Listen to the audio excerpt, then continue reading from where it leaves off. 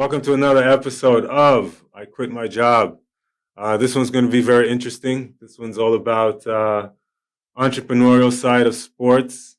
You know, I have the ambassador with me. It's going to be a very interesting take.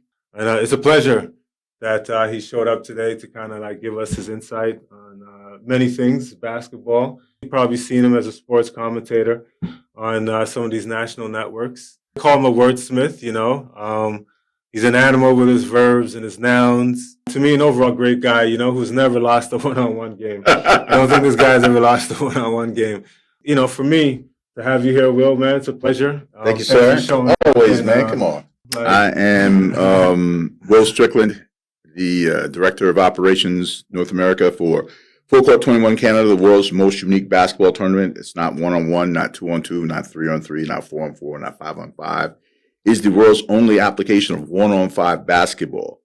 So if you have skills, you want to test yourself, you guys might call it American, right? Right. In different parts of the country, it's called different things. Even in North America, like when you go to Halifax, they call it St. Mary's, right? When you go to New York, you can be in Brooklyn, they call it Utah, but you put up town in Harlem, they call it 21. You go to Tennessee, they call it 36, no free throws. You know, in South Carolina, they call it 26. Same thing as 21, just they go to 26. This is the essence of that. It's a community thing, man. And I think, you know, what you do here and what I'm doing is all about building community and building connective tissue through communication. Right. As you know, this podcast is all about I quit my job. And it's really about changing careers or just jumping into the unknown, you know. So, in this world of sports seem to be kind of this big marketing machine. So as you've seen that, what made you decide to leave that traditional career and say, hey, man, I'm going to take sports and go that route? This actually happened as a result of sport. Right. So, you know, I received an academic and athletic scholarship to one of the top universities in the United States, Rice University, the Harvard of the South, hoo-dee-hoo. Go Owls. As a result of the combination of my musical background, I've been working as a professional in music since I was 15, right? And the basketball, and you know, hip hop and basketball go together like peanut butter and jelly. And so, and going to the school and being the first from my family to go to university, the traditional idea of go to university, get that job when you get out of university, get married, have 3 kids, big home, 2-car garage, a dog, divorced by 37, peptic ulcer by 38 because you're paying. Hey, I didn't want that. Right. So I said, what is it about me that says I can't start my own company like everybody else does? These guys who want me to work in oil and gas with them, they started their own companies. What is it about me that tells me I can't do the same thing? Everything I learned in school, the only thing I learned in school was how to be an adult. The book stuff was easy for me. That was easy bake. But I learned how to be an adult. I learned how to deal with the fact that as adults, we have one responsibility. You know what that is, right? Right. What is that? Juggle responsibility. That's all we do all day. I'm dead serious. Every single day, there's things you have to do as an adult, no matter what it is. And the more proficient ones end up being, how you measure success, the more successful ones. Right. Of course. Right. So if that makes me someone who goes, the first thing I do in the morning is make my bed. Because if you do that, there's a task at hand. You've already taken care of the first task of the day. Right. So you get yourself in mode to complete task every single day. In doing that, I said, well, let me start my own thing. So I started my company, our first company, in my dorm room in university, which is a total NCAA violation. Y'all not listening. Y'all don't care. It was over 30 years ago. It don't matter. Right. NIL wrote, I want retroactive NIL rules. Then, right. But I started my company in my dorm room. Then I had to get off campus, and a friend of mine. Was it bombing like that? Was it booming like that? No. I had to get off campus because it was back then. It was illegal for a Division I student athlete to have a job. I had 3 radio shows and a TV show called The Elbow Room. Shit, why don't you go for 5? Why I took all that. I mean, you know, it was commercial, college, and community radio. Oh, okay. I was trying to make sure that I had my vision of what I want to do cover. And from a media standpoint, I was controlling my narrative, which is always key to me. And I started this company. Degrees, eh? Yeah. Well, I keep it a buck. Like, it was still like, I'm in this vortex where I want to make sure my parents are proud, but I felt like these are the things I needed to arm myself against the world that was in front of me. So those degrees were necessary for me to do that. I started my own company, and I told you, like, my homegirl paid my first, last, and security deposit in my first apartment when I had to get off campus because the NCAA hadn't sent my money yet. My stipend, I was supposed to get a stipend. I was on a postgraduate scholarship, right, so I can get my MBA in entertainment law. Where'd you go, Miami? Rice University, however to the south. the NCAA didn't send me my money yet. They didn't. They're supposed to send you a stipend to cover you when you get your postgraduate scholarship and you're staying off campus or whatever. So ate popcorn every single day when I first started. I had this company. I'm like, man, I should quit. On my own company. When you say I quit my job, I would quit my life because this is all I had. I don't even like mayonnaise. I was putting mayonnaise on popcorn with some pepper on it just to make it seem different, right? And I worked. I wanted to quit. And that first month, one check came. Right. Man, this is from the NCAA. Working. No, it wasn't the NCAA check. I took the check from my work, paid my homegirl back, and no more popcorn. I got some bread, some beans, some rice. But I kept a packet of popcorn in my cupboard to make sure if I rest, I rust. Because I have to feed myself. Right. If I rest, I rust. Right. So get in there, work. Man, should I just get the hard bottoms and go back and work for these people and never have an identity for myself? And then at the end of that next month, 11 checks came. Now, the steak with the beans and rice, or the KRS-One. Here's the thing where a lot of people fail, right? Is the follow through. Everything I do in this life is in 3 basic steps: setup, execution, follow through. I had done the setup and the execution. If I thought that getting those steaks that month and getting those 11 checks as a follow through, that was only the beginning. How do I sustain that? And so being able to take that thing and quit the idea of having to feel like I have to work for someone else, that's when I quit my job. It's when I decided that I'm just as good as anyone else doing what I'm doing, and even better because I add a cultural element that you can't go out and buy what I've grown up through. My experience, you talked about life experience. You can't go to the store and get this. You have to live this.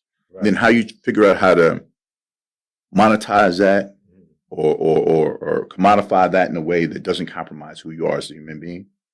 That's the line I dance every day. Wow. So in this whole thing, seeing you as a commentator, doing a lot of things, you do make a lot of bold statements based on either truth or just based on your lived experience. So in making some of those bold statements, has it helped push your career into a trajectory? No. I mean, anybody who thinks it's bold generally has kind of a conditioned idea of what I should be saying. Right. I don't believe it's bold. I just believe it's what I believe, right? Right. It's not above yours and not below yours. It's mine. If you find it to be bold, it's because I didn't conform to what you thought I should say. Right. And my DNA is a little bit different. So for me, making those statements is based on my experience. It's based on what I see. It's not to say that what I see is necessarily right. But if I can bring something to this course that asks you to think beyond the surface, asks you to dig a little bit deeper. And so I noticed in the media, there weren't a lot of people who look like me and you leading the conversation in sports. I mean, we had some guys like Cabby was doing this thing, and there's no disrespect to Cabby Richards, that's my guy, but his thing was more of a comedic thing. I'm dead serious about basketball. I'm dead serious about my image in sports. I'm dead serious about what I'm doing. And I didn't see that. And maybe it's because I came after John Saunders went to the States. Blessed dead to John Saunders, who was a legendary sportscaster in Canada. But for me, I didn't see enough. So I figured out how to get on TV. Like, I plan my work so I can work my plan. Those are bars. How do I get on TV? How I got on TV was by accident too, on camera, down at the Harborfront playing basketball. Guy comes down from the score. He starts shooting footage. I say, hey, my man, I don't want to be in your footage unless you have a waiver or something, because I don't want you to use my image without my express written permission. It's intellectual property. You understand this? Yes, you understand it? I understand that I understood that a long time ago because I quit my job. So I understood everything I was doing was mine. And how I moved with mine, mattered. Mm-hmm. So he goes, what do you know about a waiver? I say, hey, what do you know about OHIP? You want to use it in a day? Toronto Western's right up the street, my guy. I asked you to give me a waiver or don't put me on your image. Mm-hmm. He gets me a waiver. Mm-hmm. I go home to New York a week later. Yo, my man, your commercial was hot. I didn't shoot a commercial. Right. They showed me at the community center. Mm-hmm. I was in this commercial. In the waiver, it even has, you can use my image in perpetuity. And for those who don't know what in perpetuity means, it's forever. Mm-hmm. I scratched that out and put, you can use it for 18 months internally for promotional purposes only. And sign my initials and a date. Mm-hmm. So I see this. I go right up to the network. I'm not going to say who it is. Mm-hmm. And I have my paperwork. I have my waiver. I'm like, I need to sue somebody. Who do I talk to? I'm dead serious. The bosses come out, they take me to a conference room, and they say, well, we can pay you this much. No, that's not my fee. I mean, we can go to court and take it to exhaustion, and we can take care of it here. Because I have all the evidence that you signed off on that you would not use my image. And you did. You violated, you breached the contract. So I was going to win no matter what, right? So we can settle it up right now. I go in there and I say, well, we'll give you part of this and we'll put you on a TV show. I said, wait, I already wrote my TV show. Because if you stay ready, you ain't got to get ready. I kid you not, Slow. When I had a TV show already written out in my pocket, but I also had the images or the information from the CRTC. If you're familiar, the CRTC is the Canadian Television Radio Commission, which shows you when a commercial played and how many times it played after that. Right. So I came with that too, because they were like, oh, because I said, well, no, I want my full flat plus residuals, plus I want my show. They go, we don't give residuals in Canada. This is the first time. I got my residuals, I got my check, and I got the show. They wanted to hire me as talent. Like, why not? Because I didn't want to be. I don't want one check. Right. You hire me as talent, as a writer, as a producer. If you understand your intellectual property, right. Yeah, that's what happened. Yes. So you watch that first show. It happened on November 4th, 2008. In reality, can you play all three? 100%.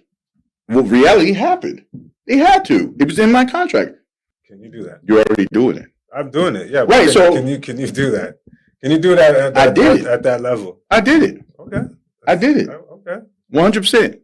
So there are segments in the show. Many episodes? Wall Street, the whole season. Okay. Wall Street with Wall Street. That was me. My nomenclature up here is Wall Street because my initials are WS. I'm from New York. Right. Yeah. And where Wall Street is. And on the court, I give you the business all day, every day. That's how it came up. Nice. Right? So, nice. Yeah, you believe in you. Definitely. So do I. So, yeah, that's why I walked in there like that. Even though I needed them more than they needed me. But I saw an opportunity. Right. I think oftentimes when there's a void in a space, like what you do, you fill the void. Right. Tell these stories so you can build something greater than this. Right. I saw a void because of what my son said. Mm-hmm. And then I became a person who was on every sports network in this country I've been on with my own shows. So for those here in Canada, based on some of the lived experiences that you had, and there's a lot of little default that you took advantage of, that you have to have another mindset to be able to do that as well, because things will fall in front of you and you might not even see that, but you use that and you somehow got in. What can you leave to somebody that's trying to do what you're doing? The same energy that I'm giving you. It's a snowy day. Winter is fighting spring heavy. I gave my word to a man that I haven't seen in years, really. We used to play basketball together. But I see what you're doing. I'm not going, man, he's doing the same thing I'm doing. I'm not getting help him out. That's always how we, a lot of people look at one another. Yeah, they may. If I see somebody who looks like me succeeding, how can I help? So for me, it's about how do we create connective tissue and mentor the next level of young people or next era or next generation of young people who want to empower themselves, who want to control their narratives, who want to create not a job, but a lifestyle. I get paid to live. Like I would do this for free if I had to. Right. I do it anyway. The same conversation we have, I talk about it all the time. Somebody pays me to talk about basketball. Are you serious? Somebody pays me to talk about hip hop culture. Same thing. Everything in my life that I've utilized this mentality to. Right. I saw other people talking about my culture who didn't know my culture, who didn't live my culture. Then I ended up being the first person to ever create a university accredited course on hip hop culture because I didn't want someone else to tell my story. I don't believe in blaming they because I don't know who they are. Sure. I appreciate you even asking me to do this. But I also see you on another level. So if I'm going to do this, I also see you breaking grounds. It's a hustle, and I see that in you, and I see what you're doing at the high level.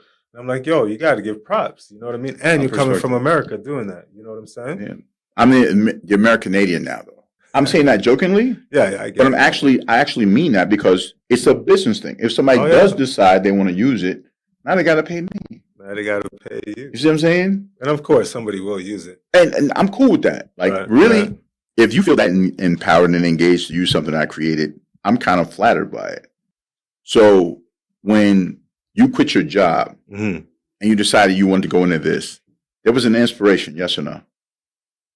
Oh, for sure. Who was your inspiration, or what was your inspiration? There's many parts of this. So when I was younger, there was these brothers. You know, everybody worshipped these brothers around the block, and then one of the older brothers was doing like communications or something. So he created like this like 30-second like basketball reel of like all these college guys, 5 Slammer Jammer, dunking to Planet Rock. And then he'd like remix it. And I was like, yo, I was blown away. Like, what do you do? And then I was like, yo, I got to edit. I got to get into this. I got to. So from that was part of it. So I wanted to bring my own thing. And in order to get my own thing, I went and learned it and said, yo, this is the route I'm going. Yeah. So I took it and just ran with it. Well, everything you just said is everything I just said. That's why you hear this common bond, this connective tissue. And you see that your story is my story. My story is your story. It might have been different lanes, and I'm appreciative of the opportunities I created and the opportunities that fell in my lap, and I found a way to make them work for me. I'm appreciative for those things that have happened to me. I mean, I like being first at everything except being last. So if you do the first ever online concert in Black music history with Ghostface Killer, Capadon, and Raekwon from Wu-Tang, or you helped get Wu-Tang signed.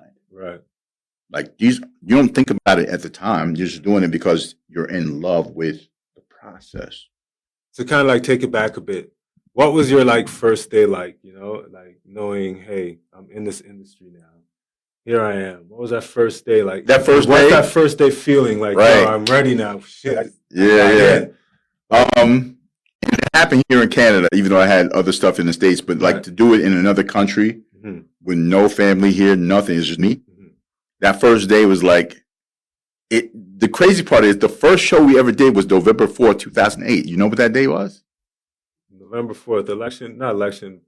The day that Barack Hussein Obama became the first African-American president of the United States. Right. So at the end of the show, because I told you I wrote my own show, they just incorporated some of the stuff that I had written. This thing called The Finisher, because on the fast break, you know, my scouting report has 3 words, he will finish. So it's The Finisher, right? And it was like a Jerry Springer final moment, so the final thought or whatever. And the thing was, I said, November 4th, 2008 marks a very special day in history. Talk about Obama, talk about Kevin Johnson, former Sacramento Kings point guard. Was he King? No, Phoenix Suns point guard. But he was the mayor of Sacramento, first Black mayor of Sacramento, and was Strizzy, Strong, and Sherm. So it was Mark Strong, Sherman Hamilton, and myself. Marked the first time in Canadian television history that 3 Black men hosted, produced, and directed a primetime television show that wasn't doing the perp walk or clowning on television. Right. You understand what I'm saying? No, I get you. And because I had to write that. They knew it. When I say they, I'm talking about the guys upstairs knew it. Don't look like me and you. But I took it upon myself to say it. And as soon as I said it on air, they called me upstairs. They said, you know, that's a little too political. Really, it wasn't about politics because they said you have to change your clothes. So I said the same thing. I just added Barack Obama's putting the basketball court at the White House. What they didn't want me to say was about the history we'd made. But if we don't document our history, man, who will? So I'm not waiting for someone. When we sit around waiting for somebody to do something for us, we'll be sitting around waiting for somebody to do something. Right? So if you speak to somebody with sense, you have to make sense. And I was always going to stand on my business no matter what.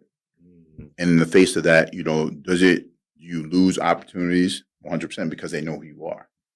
But here's the best part. When you know who you are, you're willing to deal with whatever comes, which I was. They still call me to do this stuff. So I'm just not on there on a regular basis.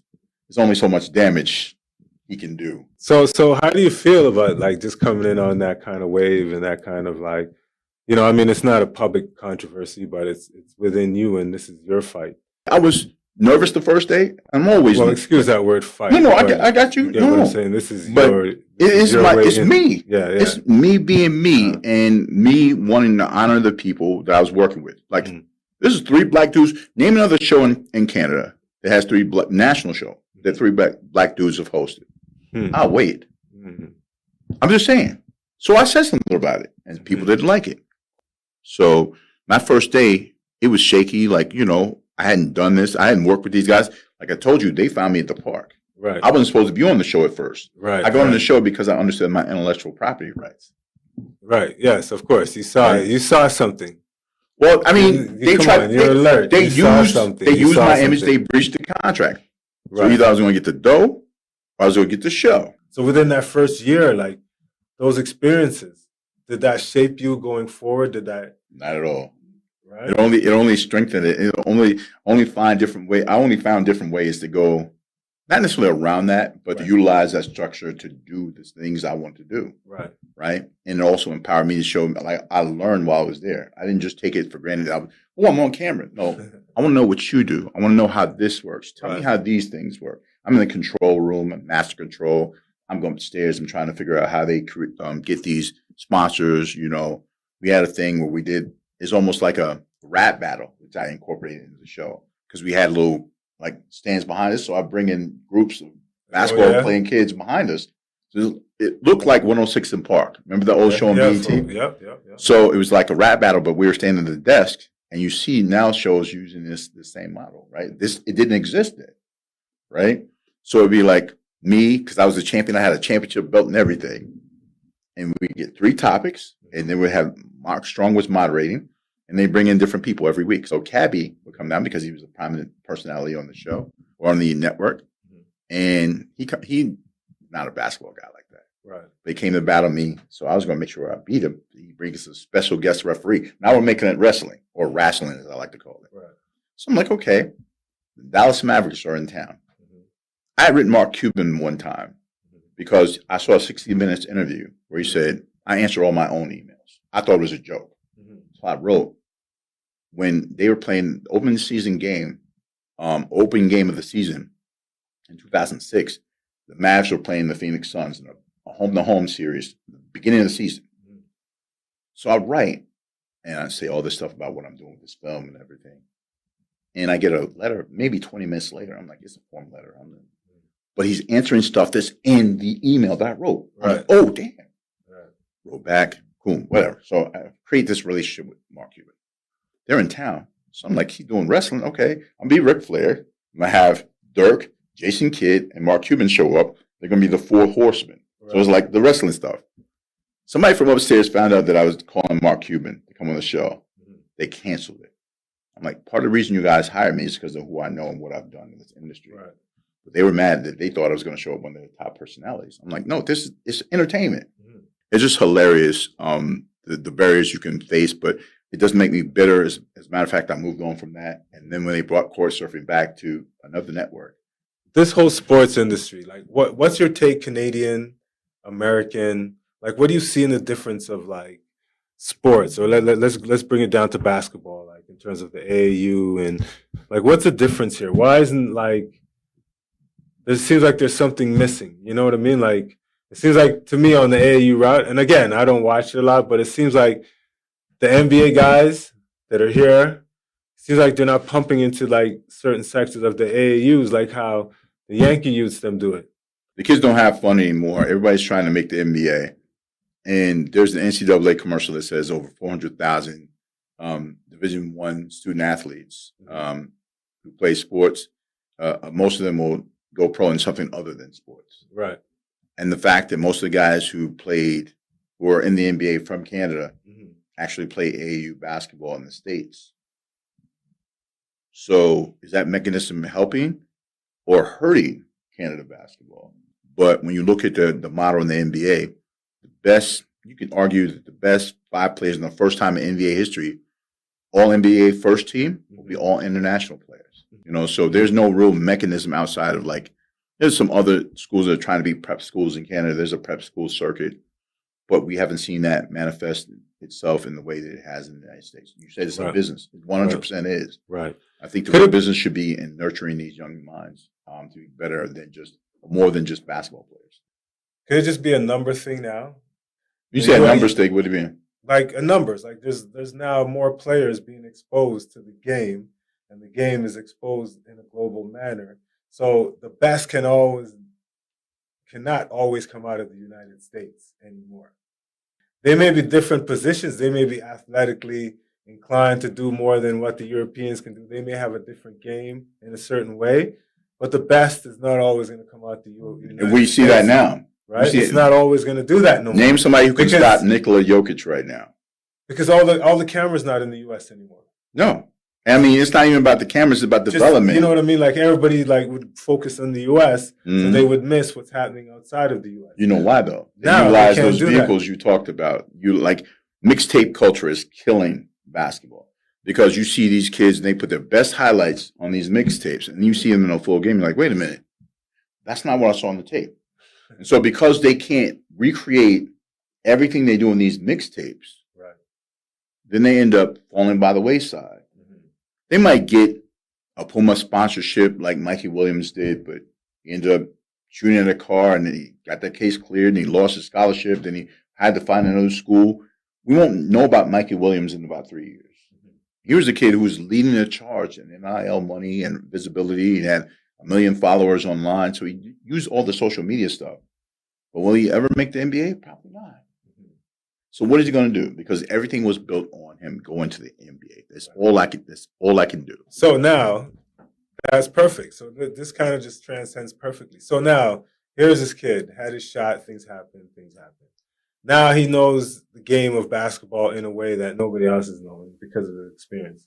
How would you guide that dude to say, hey, maybe there's something you could do in sports? 100%. You know what I mean? How would you guide somebody? The business of basketball is vastly different. Your story can be a cautionary tale, or can be one of uplifting in spirit and spirituality and helping somebody else to avoid the pitfalls you fell into. Right. Show them how to build that and show them how to build that properly.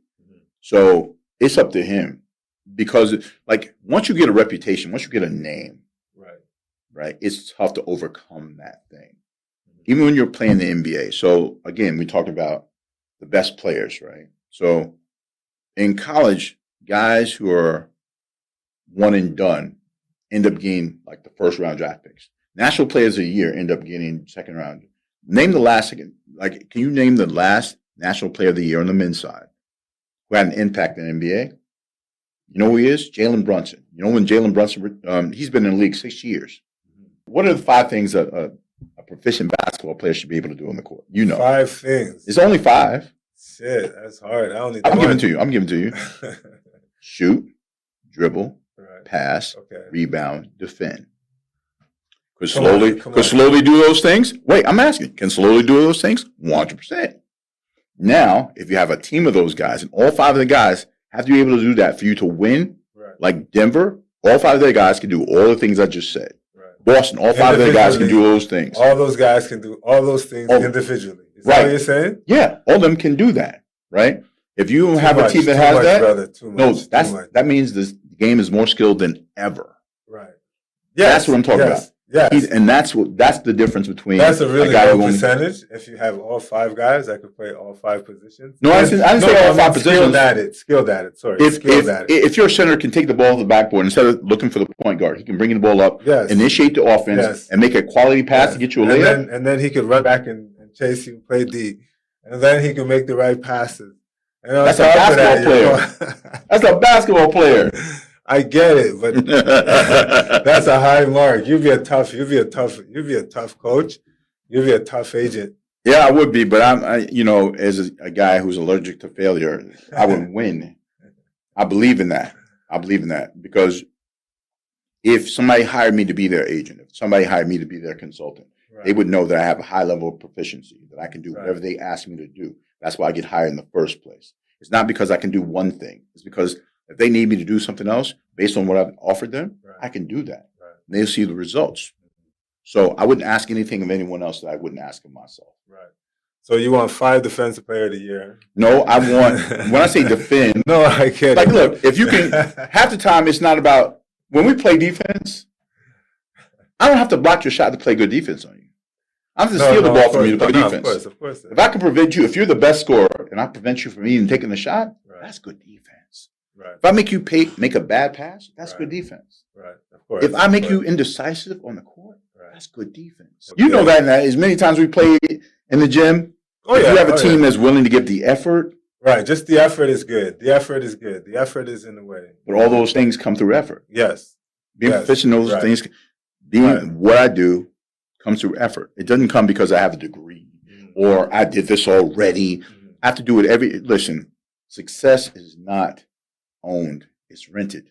Right. And every single day the rent is due. Right. That's why you show up and you do what you do. Right. Every single day that rent is due. Right. That's why I make the bed the first thing in the morning. The rent is due. When you form good habits, good things happen.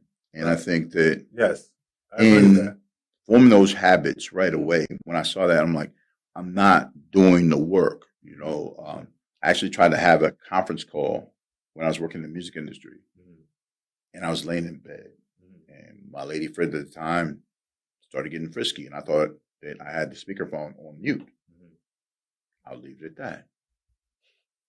I almost got fired because I wasn't disciplined. Right. I was working out of my home.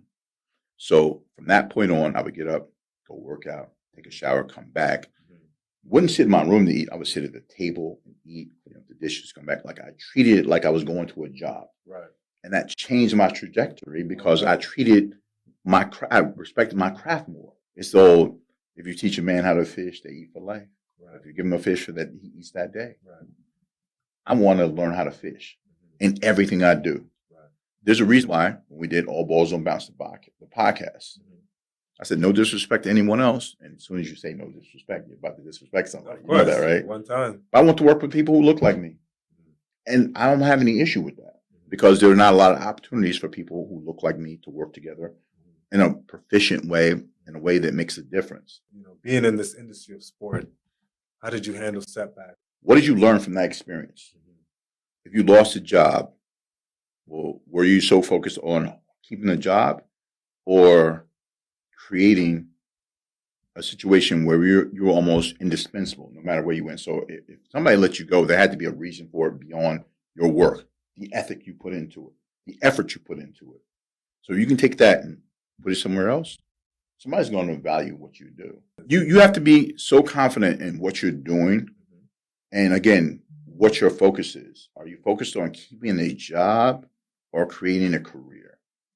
And when your career becomes a lifestyle for you, like I tell the kids in my class, every time I go to class, like, I get excited to come to class every day.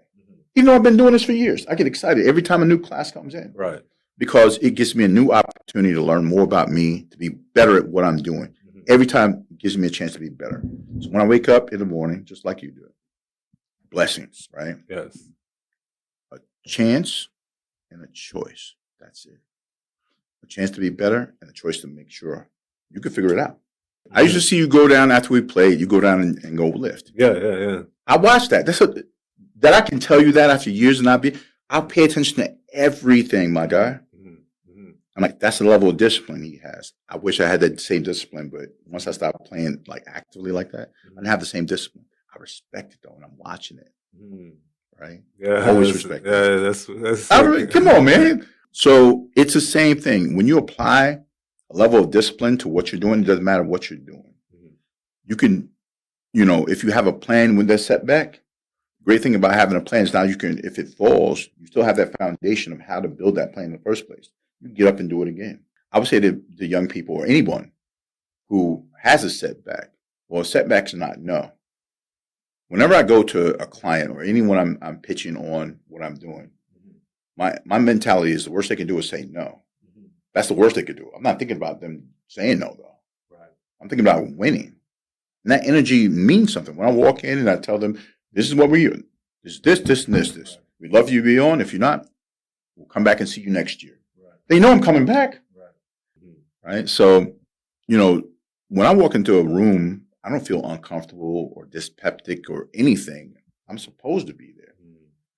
Yeah. So on that note, I think this was, bro, this was sick. I love. I appreciate you. I love how you chopping it up. I love just how you kind of broke things down. I mean, there's more to you. You like that wordsmith. You didn't play it as much today, but and also I love the fact that in our conversation we can just gear off into something, and you're strong at that. And so me just taking you in as a professional you've been in front of and I'm just a rookie here. And so when I hear you talking and I'm looking at how you like, okay, is this dude controlling the room? I like how he controls the mic. This is good. This is, all these learning points. And these are just things that I'm telling you, I'm learning from you. The fact that I told you about the time in the gym I'm always watching. I take something from everybody. Right. When you told me you were starting this, this was years ago. You're like, hey, I got this idea. I'm paying attention. I'm like, oh yeah, he's just talking, man. No, I see you, my guy. I respect that. I remember when you told me about it. I appreciate you having me, man. No, this is really good, man. I appreciate it. Thank you so much, bro. Subscribe, follow. My lips are a little bit dry. You guys probably know why. I've been fighting my lips all day. But, it's not something to share. But I know some of you guys are looking at it like, shit. Like, what's on that lip? But, yeah, this was good. Thank you so much for tuning in. And we'll catch you on the next one. Peace.